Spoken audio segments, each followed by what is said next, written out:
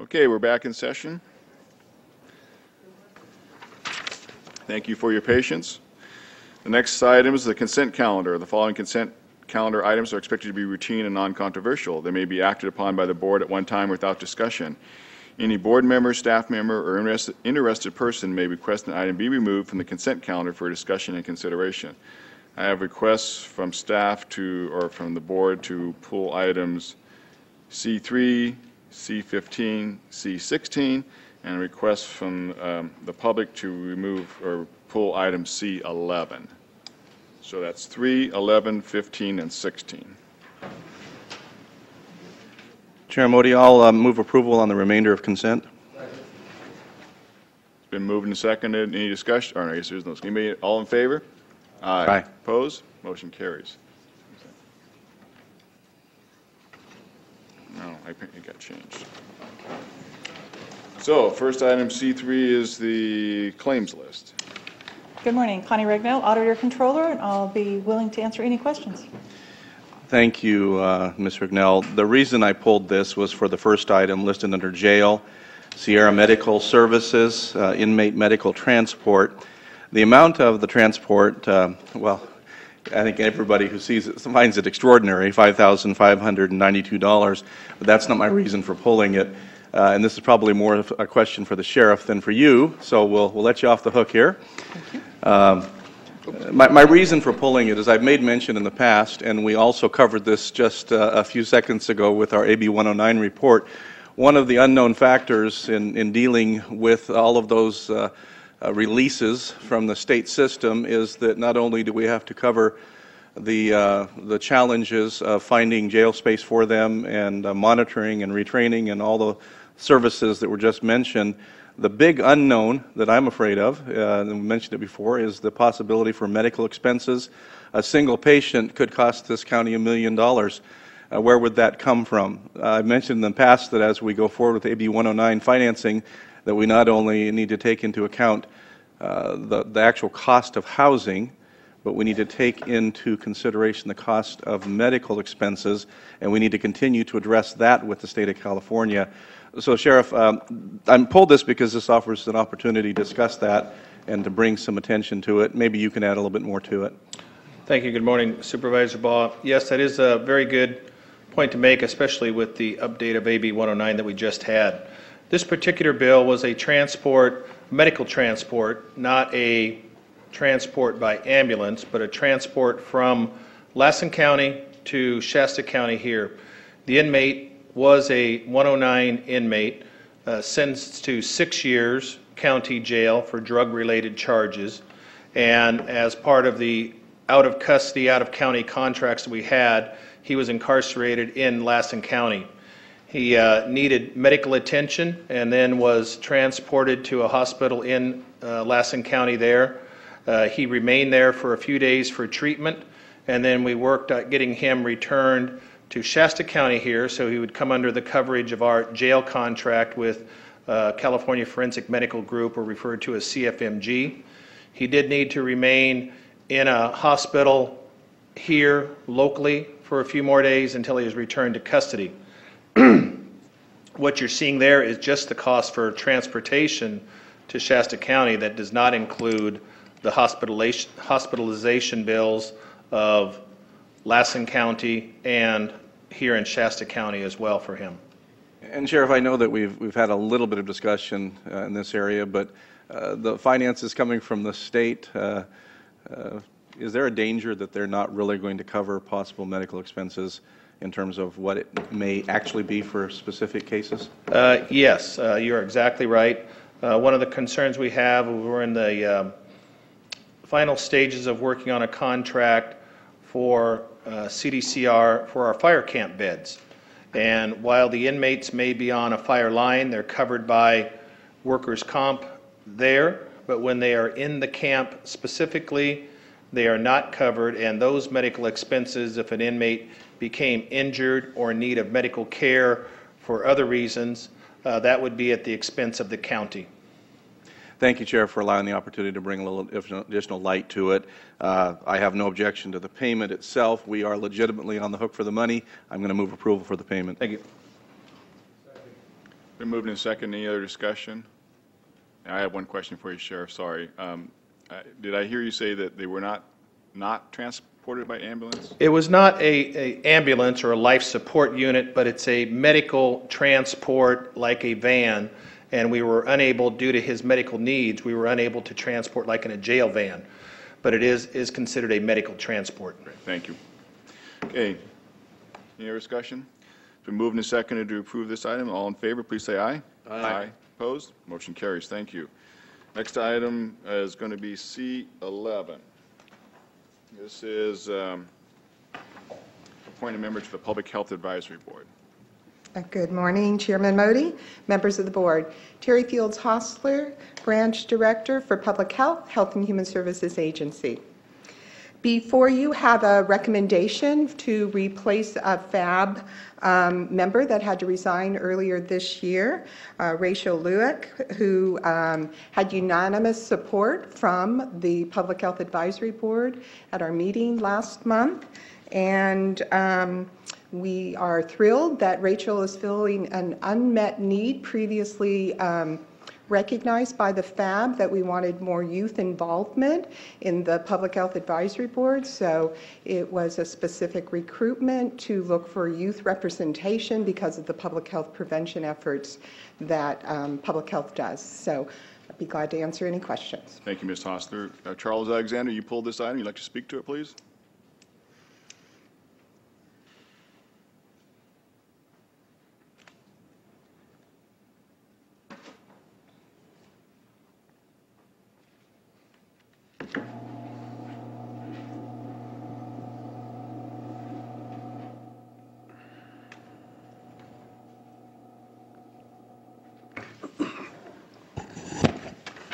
Thank you for the opportunity here today to address the board on the matter of the proposed PHAB appointment. Before being agendized for consideration by the Board of Supervisors, the appointment was considered by the Public Health Advisory Board, PHAB. Evidently, as we now know, the appointment was unanimously approved by PHAB, and if that were not the case, the matter would not have been, if it had not been approved by PHAB, it would not have been forwarded to the board for consideration. That brings up an important question. Would the balance of PHAB approve anyone who is not supportive of health in all policies? And what of health in all policies? By now it is well enough known what health in all policies is really all about, though not everybody is willing to admit that. Recently, Health in All Policies supporters were handed a victory by the Bakers Union in that Hostess, the company among whose brands be Twinkie and Wonder Bread, was brought down by demands from the Bakers Union that were not able to be properly funded using existing revenues. In fiscal year 2012 alone, Hostess operated at a net loss of $1.1 billion. Still, the Bakers Union demanded. Negotiations reached impasse. Strike threats descended like rain. Hostess pleaded with a federal bankruptcy judge for permission to operate under the terms of their final offer. They got that permission. The union went on strike. A last-ditch attempt at mediation failed. Liquidation followed. Thus, Health in All Policies supporters were handed a victory fought for and won by the Bakers Union, but not by anyone operating under the moniker of Health in All Policies. And by it, the jobs of some 18,500 souls were laid waste.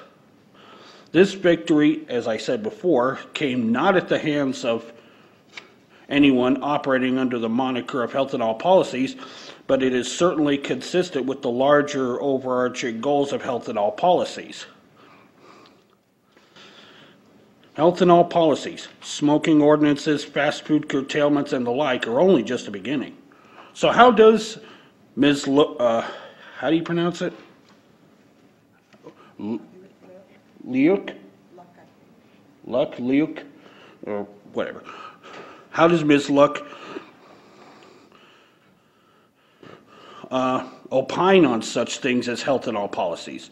Does she, apart from what she's been told of health in all policies by its supporters, even know what it is and what it's ultimately all about. Thank you. Thank you, Ms. Alexander. Pleasure of the board. Move approval. Second. Been moved and seconded. All in favor, please say aye. Aye. Opposed? Motion carries. And I'm disappointed that Hostess had to close too. Twinkies all around. Okay, moving on to item C15, which is the Sheriff's Office using money for from the RAND Board, I think, for the fingerprints. Thank you, Chairman Modi. Michael, would you like to introduce yourself, and then I'll Certainly. ask some questions, please. Chairman Modi, members of the board, good morning. I'm Mike Lindsay, Chief Fiscal Officer for the Sheriff's Office. Happy to answer your questions. Yep. Thank you very much, Mr. Lindsay.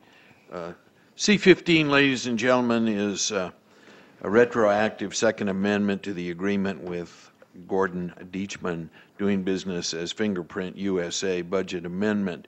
And pursuant to our conversation yesterday afternoon, I'd like to ask three questions, Mr. Lindsay.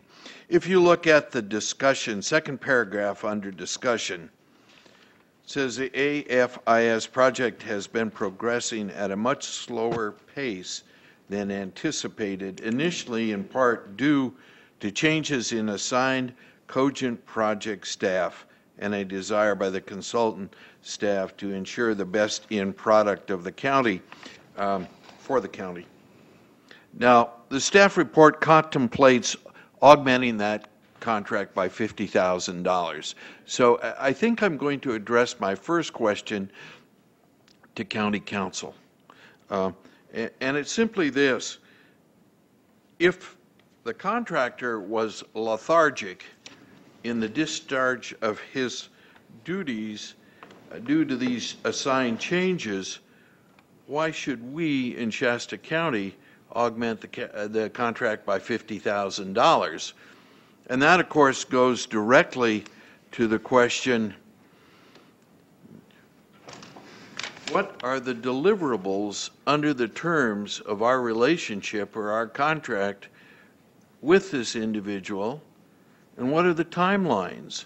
I mean, it seems to me if you don't perform under the aegis of the contract, there ought to be some consequence to this. And I'm not sure I see the consequence as the county putting in an extra $50,000. Supervisor Kehoe, can I make one clarification? Sure. We are going to augment the contract for our consultant, Gordon Deckman, Fingerprint USA. That's a separate contract from the contract with Cogent. Okay. And Cogent, as part of their deliverable, is to provide us with a local fingerprint, AFIS, Automated Fingerprint Identification System. And there's a number of subcomponents that go with that, and we can discuss those if you would like to. What the consultant's role is to develop with the county our requirements to help us produce the request for proposal, and then to, through the process, ensure that what we were promised as deliverables is what we're actually receiving at the end. So there's two splits there. And so what we're dealing with here today is an increase to the consultant, not an increase to Cogent. I appreciate that distinction. However, we have to augment the contract by $50,000 because of the lethargy of Cogent. And so I'm interested in knowing what the contract calls for.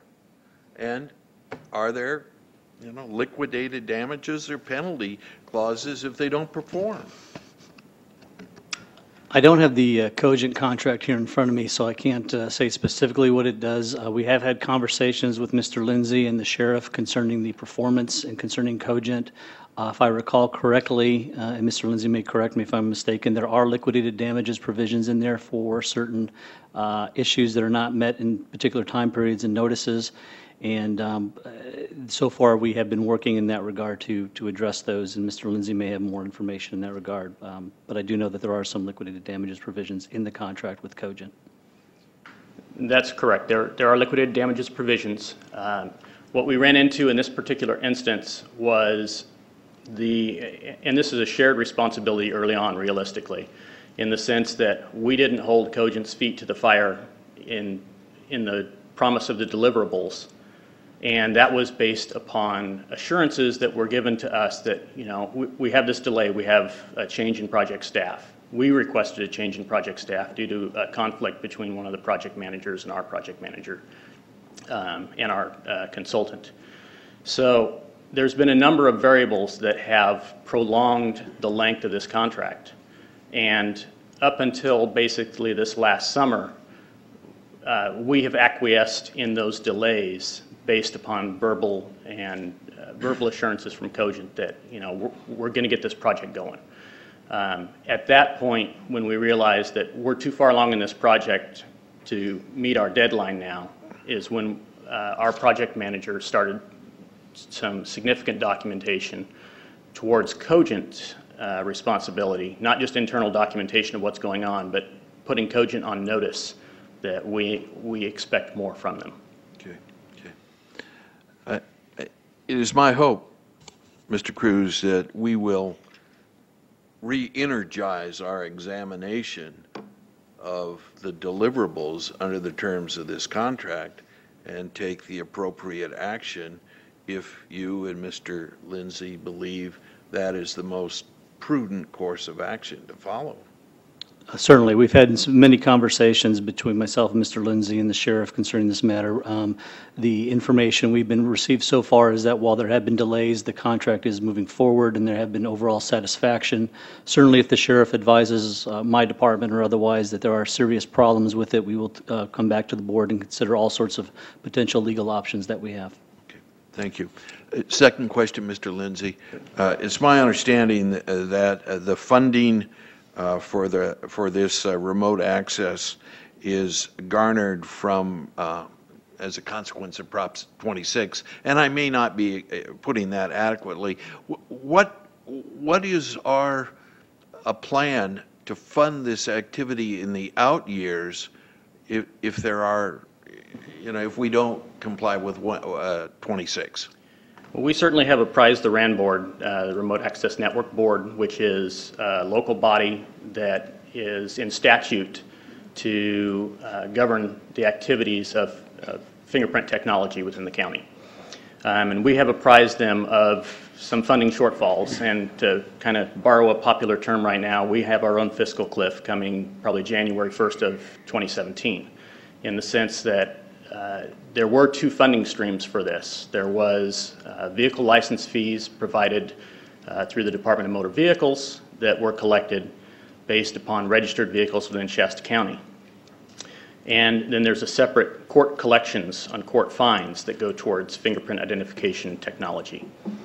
The enactment of Proposition 26 restricted our ability to continue our resolution to collect fees from the Department of Motor Vehicles without going to a vote of the public. And so we've now currently lost that funding stream, which was about $180,000 a year. It's significant because our court funding is about $60,000 a year. We will need to further address and look at the level of maintenance that we can maintain on this system in the future. We may need to go from what our ideal is to have a 24/7 maintenance contract, which would cost about $140,000 a year. We may need to drop that down to a 7x8 contract, 7 days a week, 8 hours a day, or something along those lines. So we will be working directly with the RAN board to address those funding pitfalls and to see if we can shore those up and find out how we can restructure what our anticipated program needs are to meet what our revenues will be. Okay. Supervisor Baugh. Thank you, Chair Modi. And Supervisor Keogh, thank you for bringing this to the board's attention. I appreciate it very much. It seems with the questions that you have brought up, there are some answers that would benefit from a little more time. I would like to see an expanded report that would, at the very least, give me the assurance that we're not throwing additional money in an area where perhaps other services aren't going to be met, and we haven't heard that. We've heard that we have a possibility for legal action, but does that do us any good if we simply throw more money at it and then the original service falls apart? There's just some holes in the report here. Supervisor Bach, can I address Oh, what you were talking about right now? Just a minute. Mr. Lees? Just to indicate, I don't believe that there is actually going to be a probability of a failure in the system falling apart down the road, even if the funding goes away due to Prop 26 or this current funding mechanism. What I foresee happening, I believe the public safety group or consortium here in Shasta County are going to deem this so important that we will be looking at doing some things similar to SHASCOM, or maybe we incorporate it into SHASCOM. What more likely is to happen that if one funding stream goes away, not only will we be looking at opportunities to shave and curtail, but we at that point will be looking at potentially a JPA like SHASCOM, or maybe putting it under the umbrella of something that's already in place like SHASCOM, to where all agencies that are contributing and using the system now start paying for it rather than it coming from a state funding source. Certainly we have the options to go to the public to ask for a special public safety tax. That's not likely to be successful up here. So that's why I would look for the other. And I will just say real quick that you pass, one of the things you passed today was a consortium type event where we are tagging on with Glenn County on some of their licensing to better handle the continuum of care.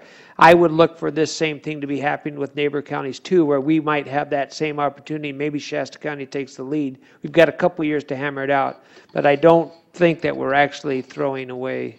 I think we're going to have a system in place. Yeah, and I'll just add to that, just for clarification, the automated fingerprint system is part of the lifeblood for law enforcement. It's the difference between an automated system that gets instant results versus the old days of getting the ink, rolling fingers on pieces of paper, and mailing it off to the system. And individuals get the little magnifying glass out and they start comparing fingerprints to decide who this person is or isn't and stuff. So you're talking about going back to the dark ages if they don't maintain this system. So as you mentioned, Mr. Lees, there's no way they're going to let this thing fall. They have to have that for the future of modern law enforcement. There's no way you can go back to the old days. It'd be the difference between having 3x5 cards instead of a computer system to track reports. So specifically, what happens if Cogent doesn't perform? I guess that's the point of my original comment. Well, I want to make an important point to your questions, to your concerns, Supervisor Baugh. We have a functional system in place now. That was finished last week. And so we are now in the testing phase, a 90-day testing phase, to make sure everything performs as designed. There were about 800 requirements to this system when it was put together. We have waived some of those that we've deemed that aren't critical. But we've held Cogent to the majority of the requirements, and that's in large part because of our consultant. The majority of IT projects fail, and this one has not failed. And I mean, the Reading Police Department has already had significant leads in about a half a dozen cases using this system that is now functional. So we're happy with the end product. We'll be a little bit happier when we know that everything works as it's supposed to. There's still some bugs that are being worked out. But I don't think you need to have that concern that we won't have a functional system, because it is in place now. So you're sharing with us that you believe that Cogent will perform the rest of its responsibilities I believe as we will, move yes. ahead with this additional money for the consultant. Yes. Thank you. Go ahead. Mr. Lees. I know you want to ask. Just to correct a statement that I heard you saying, please, if I'm wrong, you made the comment that most IT systems fail. I don't believe that's a correct statement.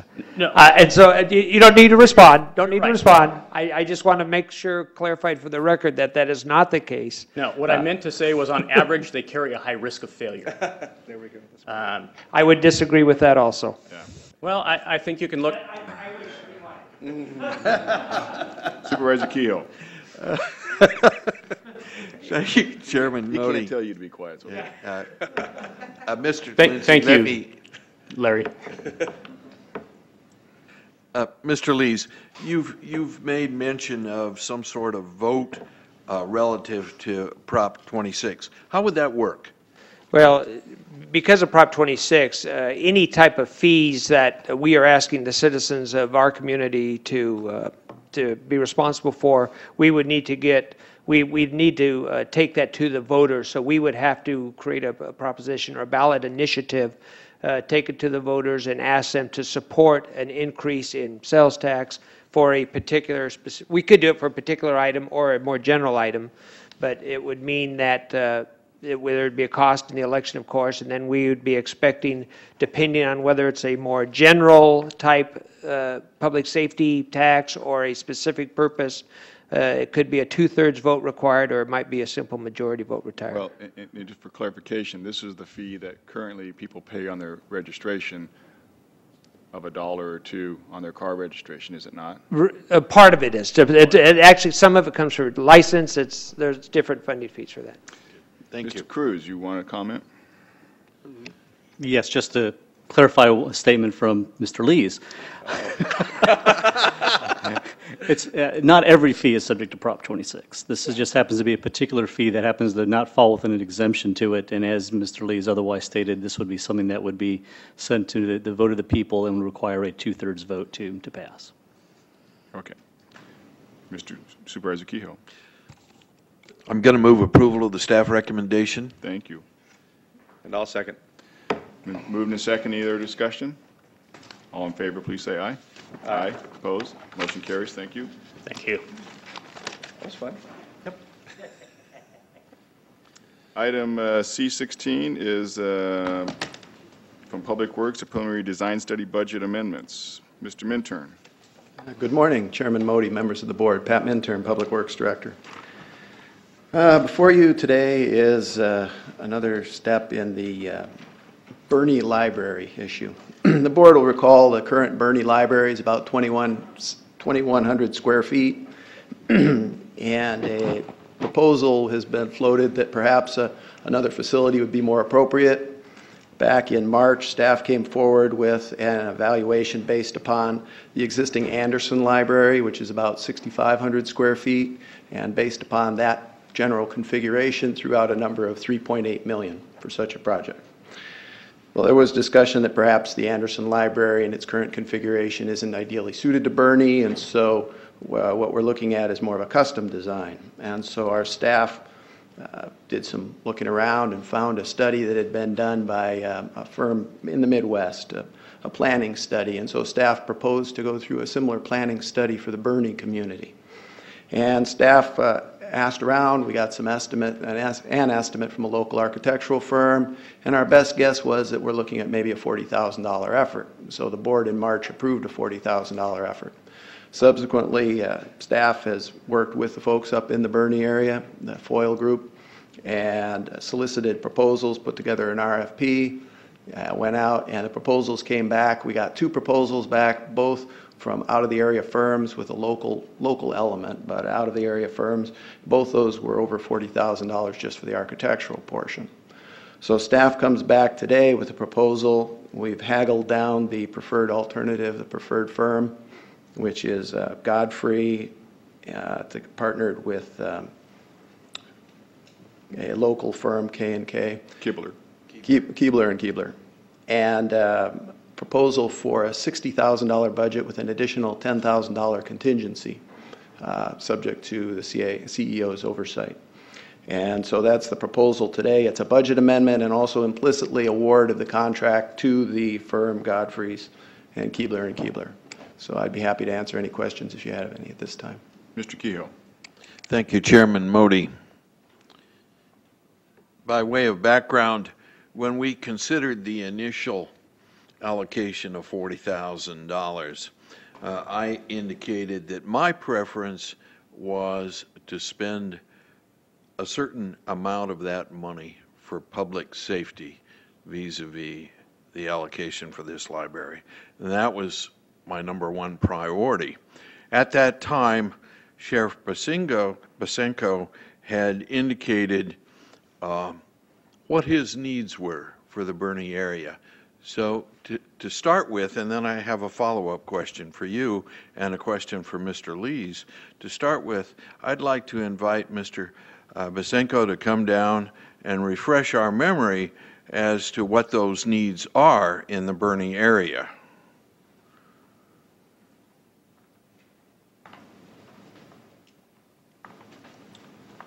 Thank you, Chairman Modi and Supervisor Kehoe. Tom Basenko, Sheriff. The needs in Bernie are many. For the Sheriff's Office, we are at very minimum staffing, and we have not had 24 hours of Deputy Sheriff coverage in the Intermountain area, which runs from about Oak Run Road along 299 to the county line just outside of MacArthur. We have not had the 24 hours of coverage for about 15 to 20 years, and then with the devastating budget cuts that we had in 2009, we ended up laying off 2 Sheriff's Service officers, which provided clerical support and services at the Bernie substation, such as doing dog licensing, the concealed weapons permit, and other permits that we take in there, and records functions that would avoid having the Intermountain people, the residents up there, coming down to our main records unit for those same services. So, of course, public safety is a top priority for our deputy sheriffs to be on the street, would prefer 24/7, and then also restoring services for records unit and permitting up there so it would not inconvenience our constituents and our citizens to have to come down to Reading with about at least a 120-mile round trip. Thank you, Sheriff Basenko. Mr. Minturn, I have a second question and then a question for Mr. Lees. Quite candidly, I am troubled about the observation that is made in the staff report under the financing section. And it reads as follows. It reads in part. If the board ultimately elects to proceed with a new Bernie library, additional costs may be incurred. Site acquisition, design, construction, operations, and maintenance costs would potentially accrue to the general fund. Now, accepting that statement, Mr. Lees, my question is that if after this examination that we're talking about today, if the costs of a new library exceed our financial capacity to pay for it out of these funds, where does the revenue come from?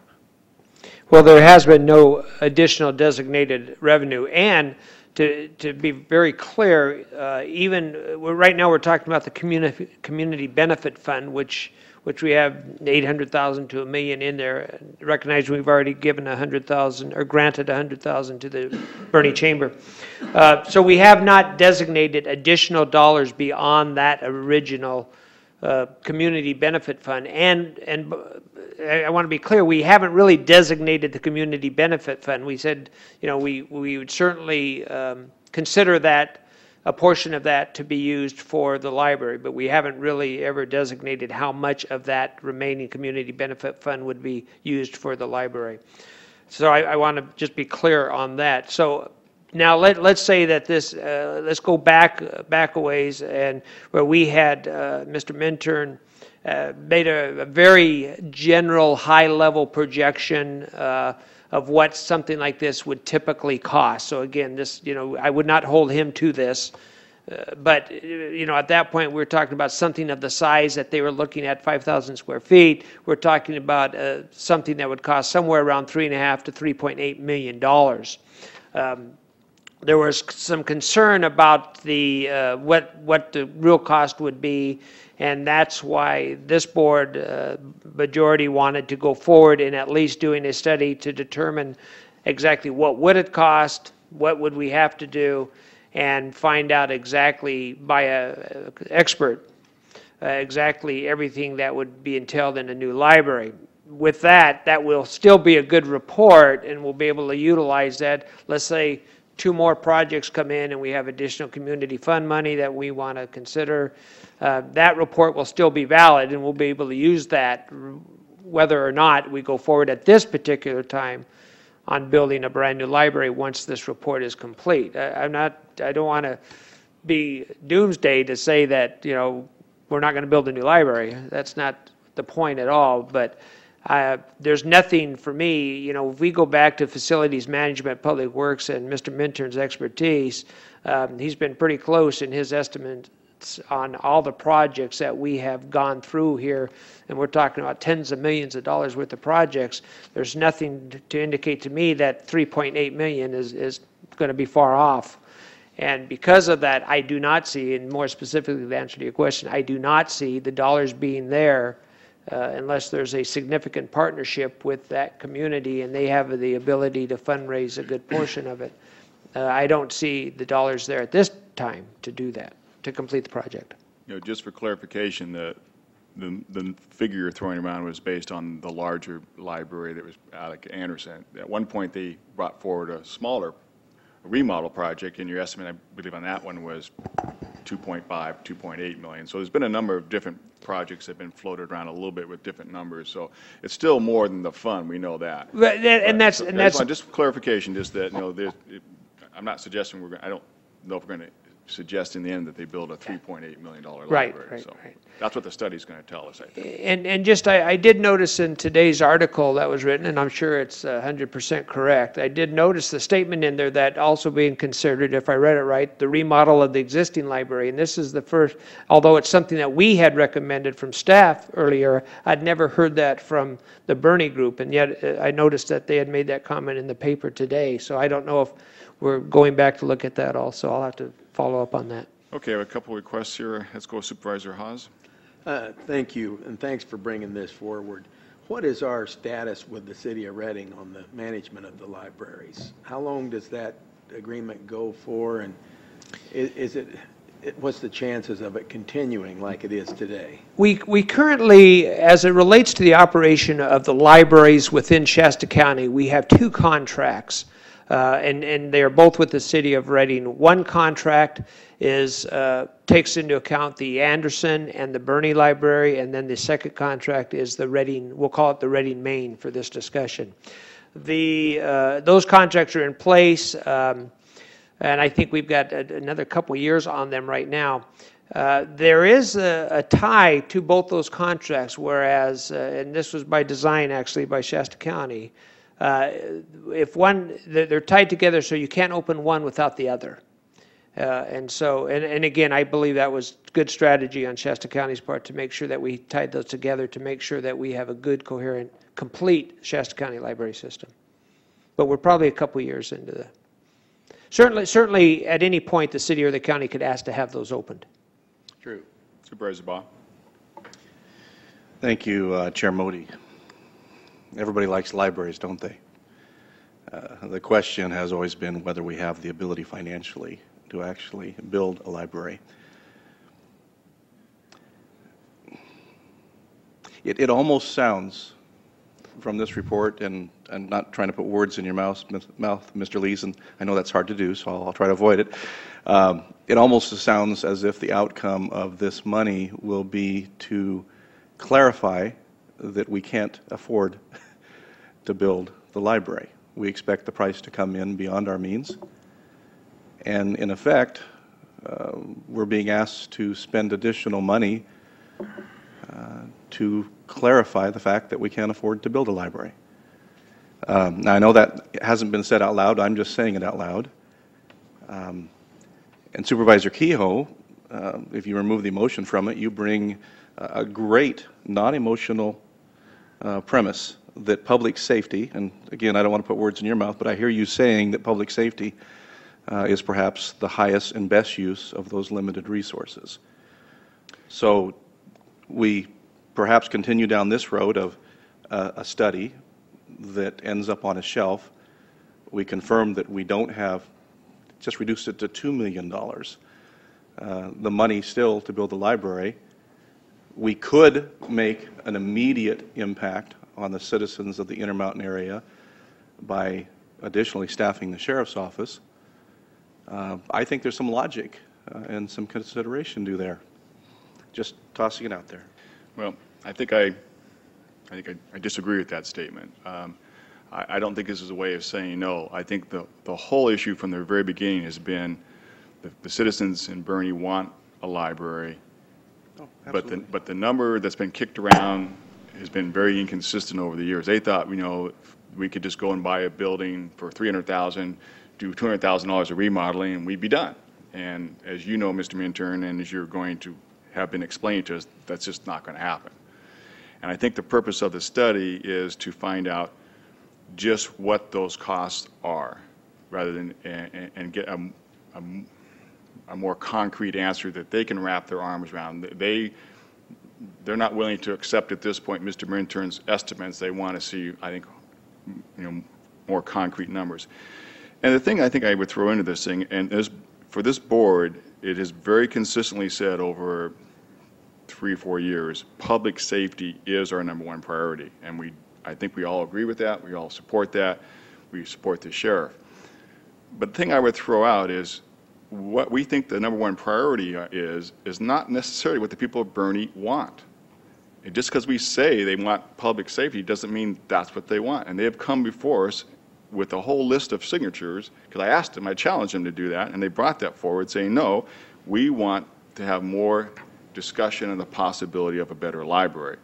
I think they need to understand there's a cost to that, and that is less public safety, and they're going to be willing to accept that. And then the other thing I would throw out is just that we do not have enough money to build a library. We said that from the very beginning. We do not have enough money to build a library. But if we can get them a dollar figure that's $2.5 million, it's $3 million, whatever it is, then we can tell them, okay, now you've got a goal to go forward. We'll contribute X amount of dollars at the end of the project to tie this thing together. It might be $500,000, might be $300,000, might be $700,000, whatever the board wants to do. You go out and raise the $2.5 million, and at the end, we'll kick in our portion of it, and we'll build you the library. So I don't think you're right. We don't have the money to build it, and we need to tell them that, but we also need to tell them how much they're going to have to raise on their end to be successful. And I think that this is what this study is intended to do, or at least will allow them to do, to give them something to move forward on. I'm more than happy to go back out to their group and ask them to see if they have that kind of support again, and I think they do,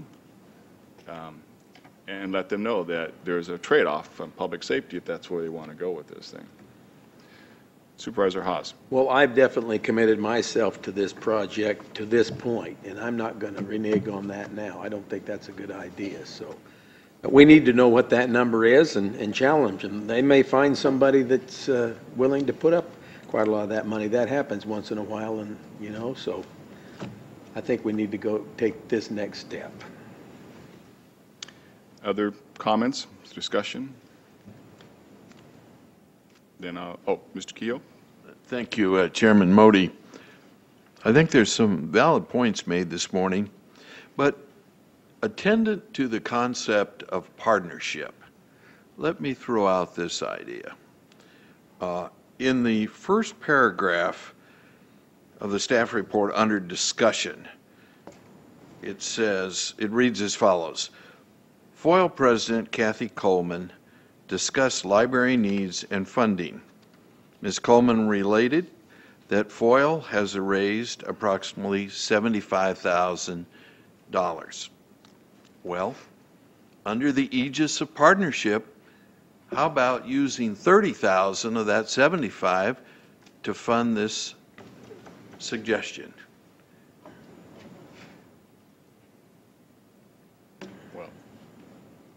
I don't know if there's question to yeah, somebody. It's a question. I don't know if there's anybody from FOIL wants to step forward and speak for them. So I would think not, but I don't see anyone here that's from them. So Supervisor Hawes? Well, I know they raised money over time, but they're committed to buying stuff for the current library too. So how much of that $75,000 is in cash? I don't know. I mean, we don't have anyone here that can answer that. So from my standpoint, I committed to do this. It came out a little higher than I expected, but we're going to get a good job this way. That's the way I feel. We're going to get a pretty accurate number, so it'll give us and them a basis to work on. Supervisor Baugh. And I appreciate the comments as well. I also committed to the original amount that the board approved, 40,000. I didn't in advance commit to more money. It was a close vote last time. I believe this item requires a 4 out of 5 approval. I went along with it because I wanted to get some answers. 40,000 seemed like a lot of money. And now, in retrospect, that is about half of the amount needed. So we're farther down the road. We don't really have any information, and now we're being asked to increase it. It's a slippery slope. I'm not willing at this time to advance additional money. I like the idea of partnering with the community, stepping forward or finding a way to allow that $40,000 to get the job done. Creativity.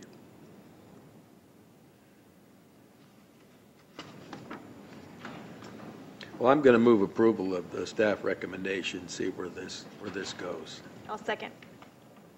It's been moved and seconded. Other discussion?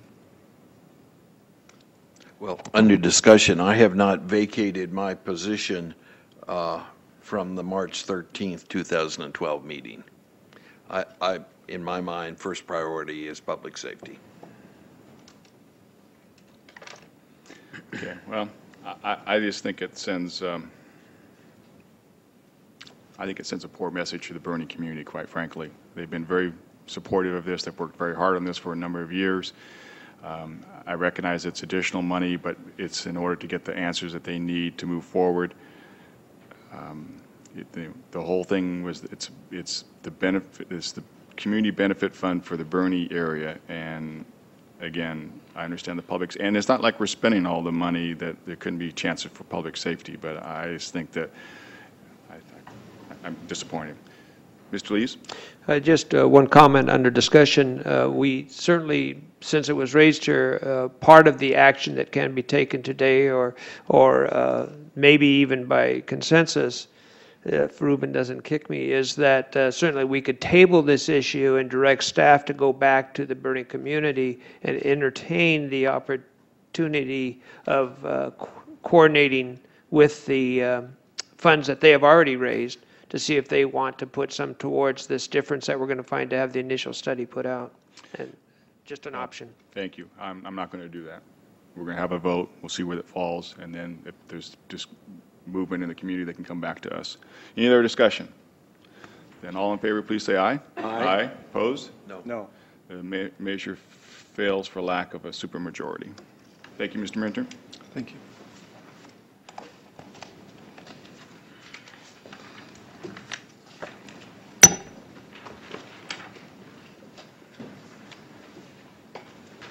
The next item is back to our regular calendar, administrative update and board reports. Mr. Lees? Okay. Supervisor Kehoe. Given the lateness of the hour, I'll defer my comments to the next meeting. Supervisor Baugh. I'll just mention that on behalf of the board, I presented at the last City of Anderson Council meeting a certificate honoring and thanking outgoing Councilwoman Norma Komnick for her 16 years of service on the Anderson board, and we greatly appreciate her efforts for the community over the years. I also wanted just to extend our concern and offer our prayers and encouragement to Anderson Mayor James Yarborough, who is in the hospital at this time, and we wish him the very best. Thank you. Thank you. Supervisor Haas. Thank you. I wanted to start by thanking Public Works for the wonderful work they did over the weekend. This was a trying time when we get storms like this, and I know that a lot of our employees were out there all night on Saturday night cleaning up roads and protecting the public. Trees were falling across the road, and those things are dangerous when you're driving out there in the middle of the night and it's dark. So great job, Pat, and all of your crew. I think they did an excellent job. Did attend CSAC last week, and I'm not going to give a lengthy report on that, but we did hear a lot about the realignment and also pension reform. That seems to be these are highlights with the whole state, all 58 counties, because we all face those problems of our net worth going down and the expectation that we have more money to pay out. So it's not an easy thing, and the rest of the board that's going to be here next year, you guys really have a challenge. And I think that's all I'll report on today. One little thing. The Shasta Regional Transportation Agency had a special meeting on Friday, and we did give outgoing member Dickerson a plaque, and also Norma Comnick. Well, she and I will be at the next meeting, but it was nice that we were able to give Dick a certificate for all the years that he spent and all the things that have been accomplished here, especially our Dana to downtown. You know, I mean, it's great that we don't have to spend all that extra fuel money driving down Hilltop Road to get down here to Reading, the center part of town. Long overdue and very welcome when it came. That's all. Thank you. I'll report that I attended via telephone the Northern Sac Valley Integrated Regional Water Management Governance Committee meeting. It met a couple weeks ago discussing the future governance of the committee and moving forward after September of next year. I also had our regular IRWM meeting yesterday. And as was mentioned, I did attend the CSAC conference, and Supervisor Haas has reported on that.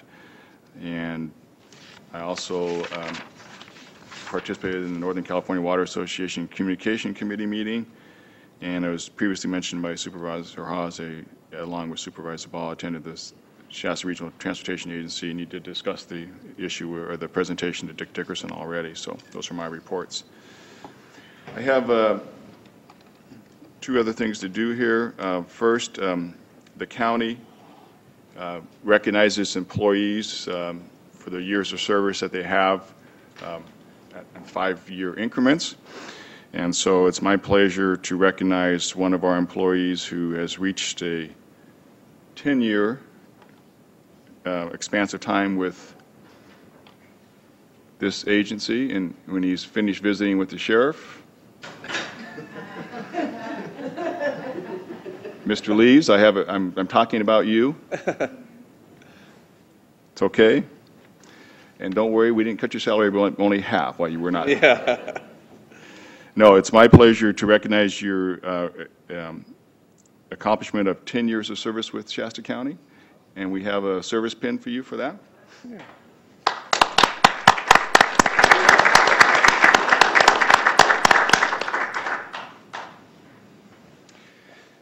And I also have another one here for an individual who's going to receive his service pin for 15 years with the county. Actually, it's for Supervisor Haas, and these his 15 years actually began at the beginning of the year in January, but as they present these things at the end of the year, now you're right on the doorstep of 16 years. It's our pleasure to recognize you with a service pin for your 15 years of service. Thank you.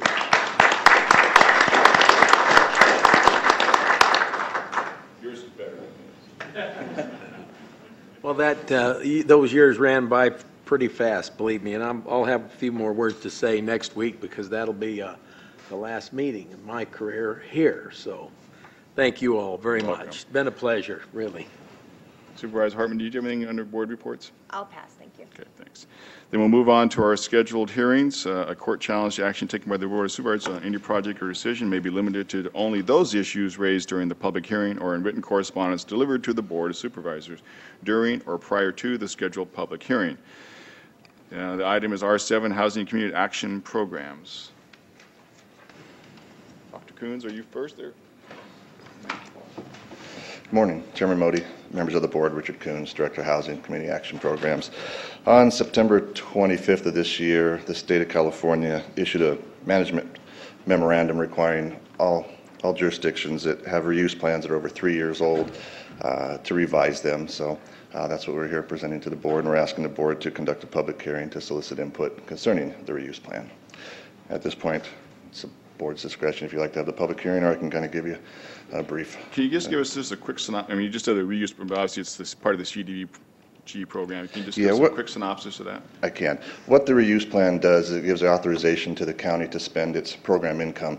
And program income is kind of a misnomer. It's not income, but what it is as you know, we apply for funds through CDBG, through HOME, through CalHome, and we use those funds to loan out to low-income individuals for first-time home buyers and housing rehab. When those loans mature and they're paid off, they come back to the county, and they're funds that we can reuse. That's why it's called a reuse plan. We can reuse them to loan out again. Currently, when the funds come back, they go into two different accounts. One is our community facilities, and one is our housing rehab. The state of California has discontinued the use of funds for community facilities, so that's the reason I'm here. They allow 4 different areas to use this money. It's continued with down payment assistance, with housing rehab, with micro enterprises, and business loan. So what we're asking the board to do is transfer the money that we have in community facilities into our housing rehab, and then what we'd like to do, what I'm asking the board to approve, is to establish a business loan account. And we can do the same thing with this type of money and help local businesses hire low-income individuals through loans. Great, thank you. And just for clarification, when we talk about CDBG, that's the Community Development Block Grants. Mr. Keough, you had a question? I do. Are there any negative consequences to this proposed action? None that I can see. What it is, it's funding that we have received through grants, competitive grants to the state, and then it comes back to us. And really, what I see, it's almost like a loan portfolio that we manage, such as banks do, and we can get to reuse the money, so we get to actually do it, become self-sufficient. If we have a big enough loan portfolio, eventually, and the tide turns in the economy where we start getting more payoffs, we can actually become self-sufficient and less dependent on the state to applying for these grants. Good. Thank you. Okay, with that, I'll open the public hearing. You may wish to speak to this item.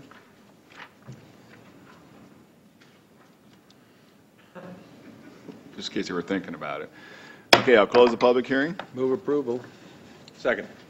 Been moved and second. Any other discussion? All in favor, please say aye. Aye. Opposed? Passes. Thank you, Dr. Thank you very Coons. much. Might help create some jobs. With the loan portion, that's what we're attempting to do. You yes. bet. Good. Next will be the closed session announcement. I will advise you, though, prior to us going into closed session, we will meet as the Air Pollution Control Board. So the Board of Supervisors will recess to a closed session, discuss the following items estimated to be 1.5 hours. Conference with legal counsel regarding existing litigation. Well, actually, I'm sorry, to conduct its annual review of all pending civil cases. And then also a conference with our labor negotiator. Supervisor Haas? Yes, I'm going to be recusing on the Anselmo portion. I have a conflict of interest under Government Code Section 82100. Thank you. Okay, thank you. After closed session, conclusion of closed session, reportable action, if any, will be reported in open session. We are recessed from our board meeting.